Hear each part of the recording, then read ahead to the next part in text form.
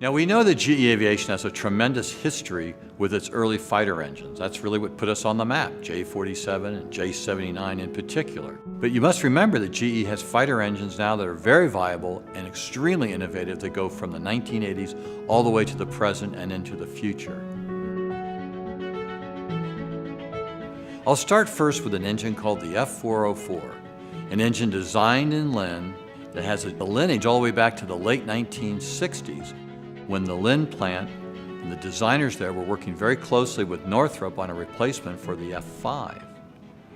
GE had developed an engine they called the J101 in the 1960s, and this engine they actually called the leaky turbofan because the focus of that engine was really more cost than technology. Gerhard Neumann, leading the business at that time, said, come up with a very affordable, competitive turbofan engine in this great little small thrust class.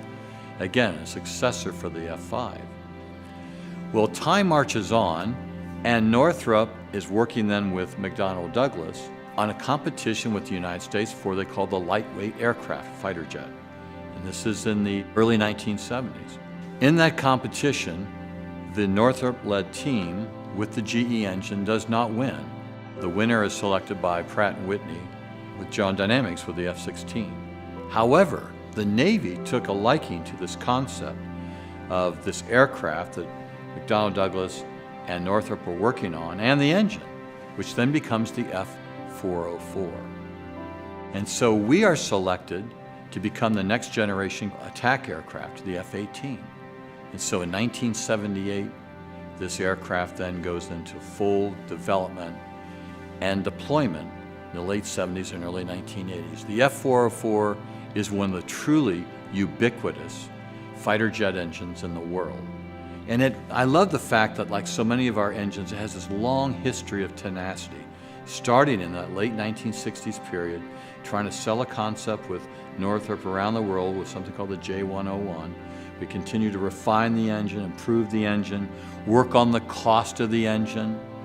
Gerhard Neumann's goal was that two F404 engines should cost the same price as one Pratt F100 engine on the F-16. So they work cost, maintainability, stayed with the program for a long period of time, and the F404 becomes a mainstay with the F-18, not just with the US Navy, but all over the world with other operators of that airplane. Then in 1992, this is when McDonnell Douglas then introduces the growth version called the Super Hornet, the F-18E-F. This is a larger F-18, and we designed for that program the F414, which is based on the F404. It has technologies from other fighter programs we have, and also from our commercial world. So the F414 then becomes the ubiquitous engine across the Navy inventory, still very much in production today. So we have been for decades now powering the F-18s through the operations of our Lynn plant, through the F404 and then the F414, two very innovative, very successful, very reliable fighter engines. Perhaps you've heard the expression, the Great Engine War, and there was a Great Engine War. It occurs in the early 1980s when the US Air Force had become dissatisfied with Pratt & Whitney as a sole provider of engines for its F-16, F-15 fleet.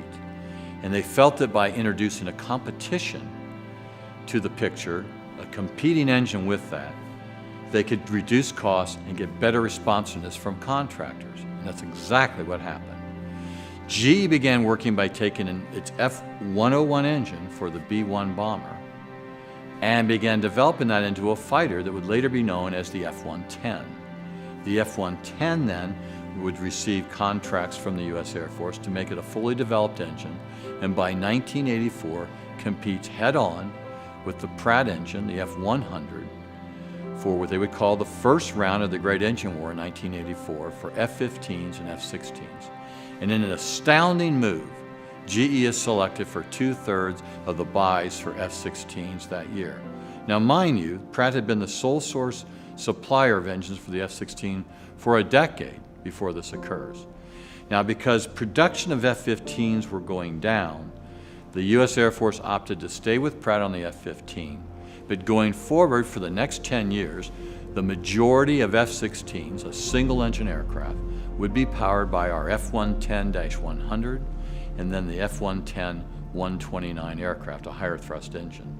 And today, the vast majority of all frontline F-16 fighters are powered by our F-110 engine, an extraordinary success story.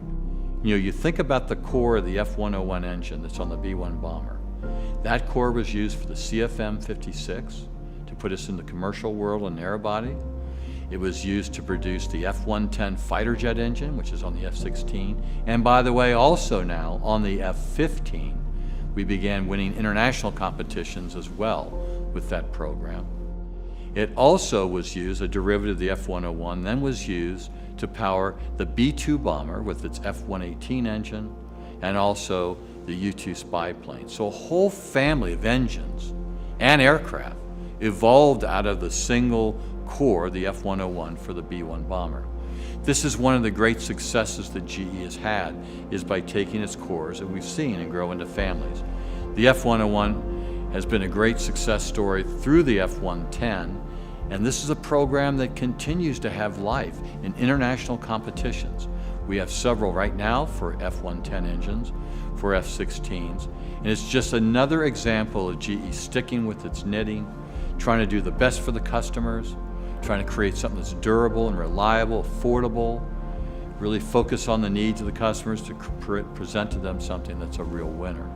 F-110 is one of the great stories of GE of coming back into an industry, because you think about it, back in 1970, GE was shut out of the competition to power F-16s and F-15s.